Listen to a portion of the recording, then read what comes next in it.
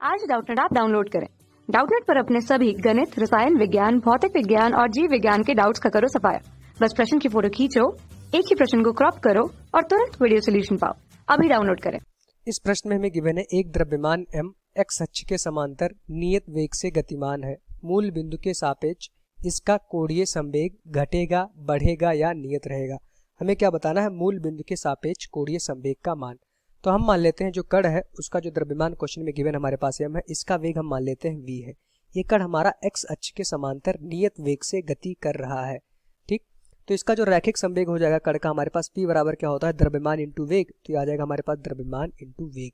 अगर कण हमारा x अक्ष के समांतर गति कर रहा है तो उसका जो रैखिक संवेग होगा वो भी हमारा x अक्ष के समांतर होगा। क्यों? क्योंकि कण का वेग जिस दिशा में होता है उसी दिशा में हमारे पास रैखिक संवेग की भी दिशा होती है। अभी हम डायग्राम बना के इसको समझेंगे। अब कोणीय संवेग के बारे में बताना था। तो कोणीय संवेग का जो सूत्र होता है L बराबर हमारे पास होता है R क्रॉस P। ठीक, R क्या होता है? लंबवत दूरी होता है किसके किसके बीच में? इस रैखिक संवेग और जिस बिंदु के परिता आप कोणीय संवेग लिख रहे हैं उसके बीच की लंबवत दूरी। अगर यहाँ पे देखें, हम मान लेते हैं हमारे पास कोई भी कण था जो इस बिंदु O के परिता क्या कर रहा था? घूर्णन गति कर रहा था। हम मान लेते कण हमारा एक m द्रव्यमान का था। इस बिंदु O के परिता इसका कोणीय संवेग बताना था और क्वेश्चन में कह रहा है कि ये कण हमारा v वेग से इस दिशा में गति कर रहा है। तो यहाँ से हम क्या देखेंगे? अगर ये कण हमारा v वेग से इस दिशा में गति कर रहा है तो इसका जो रैखिक संवेग होगा वो भी हमारा इसी दिशा में होगा, वेग की दिशा में, और उसका मान क्या हो जाएगा? m into v. तो यहाँ से अगर इस बिंदु के O के परिता इस कण का आप कोणीय संवेग लिखेंगे तो इस रैखिक संवेग या फिर हम बोल सकते हैं इस वेग और बिंदु जिसके परिता आप कोणीय संवेग लिख रहे हैं उसके बीच की आपको लंबवत दूरी चाहिए। तो अगर वेग इस दिशा में होगा, इस वेग के और बिंदु के बीच की लंबवत दूरी, ये हमारी दूरी जो होगी ये हमारा कहलाता है r, जो यहाँ पे हमने लिखा है r लंबवत। तो अगर इस दूरी को आप रैखिक संवेग से गुणा कर देंगे तो आपको कोणीय संवेग मिल जाएगा। ठीक, हमेशा याद रखिए कोणीय संवेग लिखते समय आपको लंबवत दूरी चाहिए होती है। जिस रेखा पे कण गति कर रहा है उस रेखा का जिस बिंदु के परिता आप कोणीय संवेग लिख रहे हैं दोनों के बीच की लंबवत दूरी चाहिए। या फिर सिंपली आप समझिए कण जिस दिशा में गति कर रहा है उस दिशा से जिस बिंदु पे आप कोणीय संवेग निकाल रहे हैं उन दोनों के बीच की लंबवत दूरी। अगर कण का वेग इस दिशा में है तो इस वेग के लंबवत दूरी हमारा बिंदु O के परिता कितनी है? r। तो इसका कोणीय संवेग क्या हो जाएगा? r cross p। p का मान क्या होता है? द्रव्यमान इंटू वेग। तो यहाँ से ये इस तरह से सॉल्व होता है। अब यहाँ पे अपना डायग्राम बनाएंगे जो क्वेश्चन कह रहा है, फिर इसको समझेंगे। तो यहाँ से हमने अपना डायग्राम बना लिया। हमारे पास क्या है? एक x अक्ष है, एक y अक्ष है। जहाँ पे दोनों कट करते हैं वो हमारा क्या हो जाता है? मूल बिंदु। तो ये हमारा आ गया मूल बिंदु, इसको हम कह सकते हैं O। तो इस क्वेश्चन में हमसे ये बताना था कि कोई भी कण क्वेश्चन में कह रहा है x अक्ष के समांतर नियत वेग से गति कर रहा है। हमने मान लिया कण का वेग कितना था? v।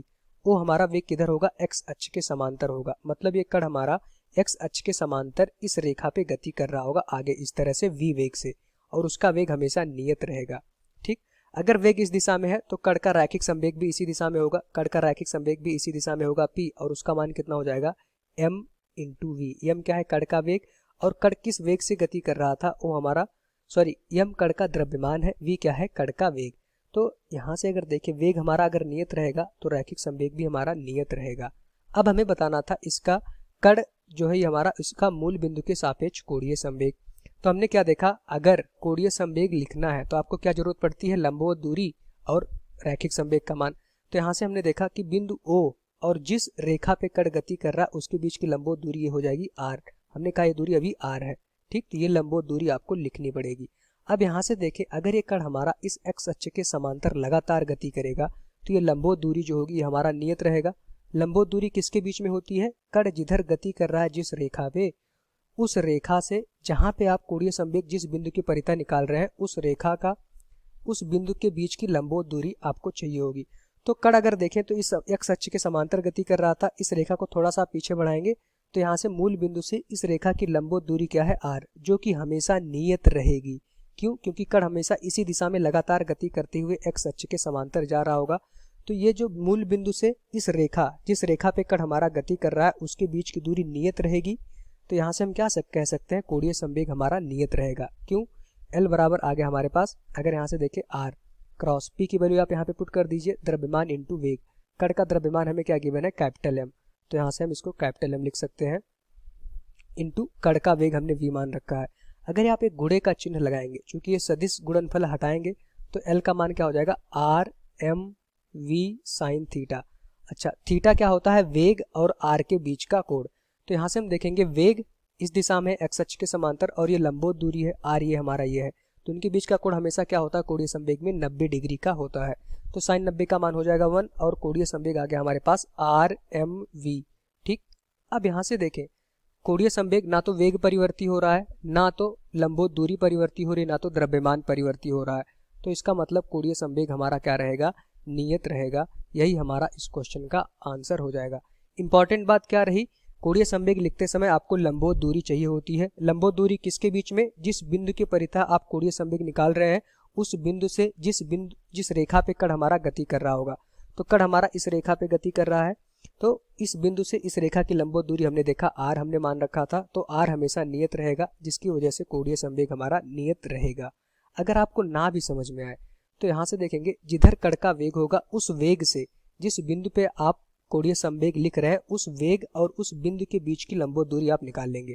अगर यहाँ पे देखें वेग हमारा एक्स अक्ष पे है, तो यहाँ से देखेंगे मूल बिंदु से लंबवत दूरी कितनी है आर। अगर इसको थोड़ा सा आप पीछे बढ़ाएंगे तो कण इसी रेखा पे तो गति कर रहा होगा, तो मूल बिंदु से इस रेखा की दूरी कितनी है, लंबवत दूरी आर, वो हमेशा नियत रहेगी अगर कण हमारा एक्स अक्ष के समांतर गति करेगा।